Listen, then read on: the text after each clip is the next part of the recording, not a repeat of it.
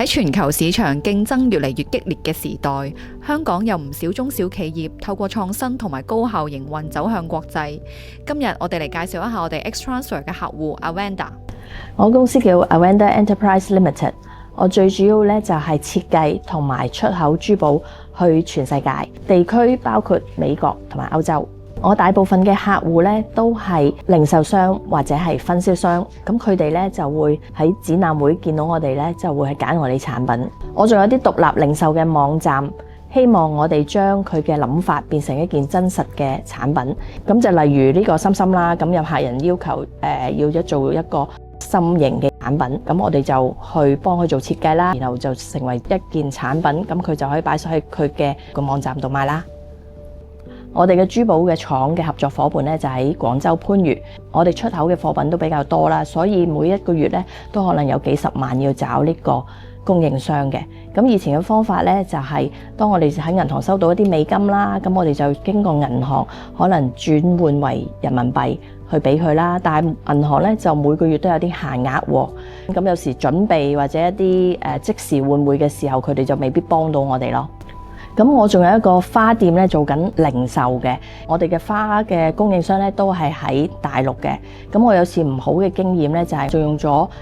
街上面嘅找換店，點知就凍結咗我呢個花嘅供應商嘅戶口，佢鬧咗我3日3夜，我非常之唔好意思。我哋喺一個阿里巴巴嘅講座識到 Xtransfer 嘅客戶經理，咁佢介紹我用 Xtransfer 嘅平台。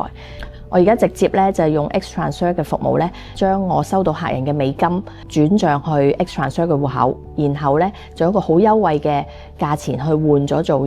人民幣，然後喺人民幣嘅戶口咧就直接結匯俾內地嘅供應商，又快捷又方便。我用咗 Xtransfer 之後咧，除咗即時到帳之外咧，我啲供應商嘅戶口係冇俾人凍結過嘅。咁當我哋有啲咩問題咧，我哋亦都可以揾客戶經理。咁 Xtransfer 最方便嘅地方咧，就係佢有一個平台可以隨時俾你 click 入去，就可以做到轉帳結匯。咁所有嘢都喺平台上面發生。咁24小時服務，亦都隨時星期六、星期日都可以做到。咁係非常之方便嘅。珠寶行業其實係一個好傳統嘅行業，但我相信呢個傳統行業亦都會發揚光大，因為始終珠寶都係用手做，唔係用機做，係每一隻都係用師傅嘅嘔心瀝血去做出嚟嘅一啲產品。